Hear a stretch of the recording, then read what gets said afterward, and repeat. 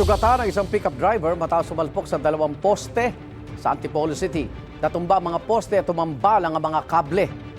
May unang balita live si EJ Gomez. EJ.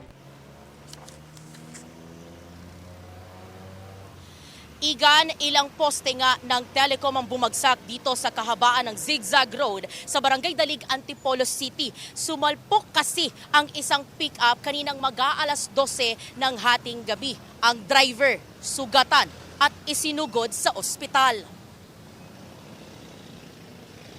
Dalawang poste ng telecommunications company at mga kable nito ang humambalang sa kahabaan ng E. Rodriguez Avenue sa Barangay Dalig, Antipolo City matapos masalpok ng isang pick-up. Sa lakas ng impact, nayupi at nawasak ang unahang bahagi ng pick-up.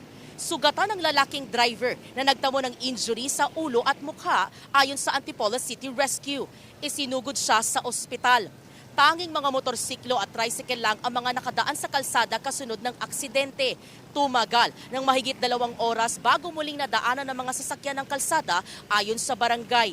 Patuloy naman ang investigasyon ng pulisya sa insidente. Inaalam pa kung ito ay nag-ugat sa road rage dahil ayon sa ilang saksing motorista, may habulang nangyari bago sumalpok ang pick-up truck sa mga poste. Ayon po sa nakausap namin ng motorista, may nasagi siya isang kotse. Kaya ninabol siya ng kotse hanggang nakarating sila rito. Siguro sa kataranta niya, kaya siya bumangga rito. Lasing yung driver. Ayon po sa mga motorista. Pinukura namin yung kable para makalusot ng malalaking truck. Ayon po sa nakausap namin. Igan, pasado alas 7 ng umaga, ganito yung sitwasyon, no?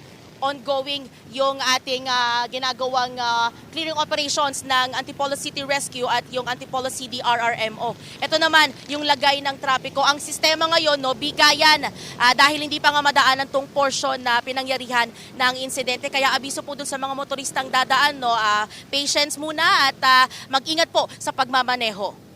Yan muna ang latest mula po dito sa Antipolo City.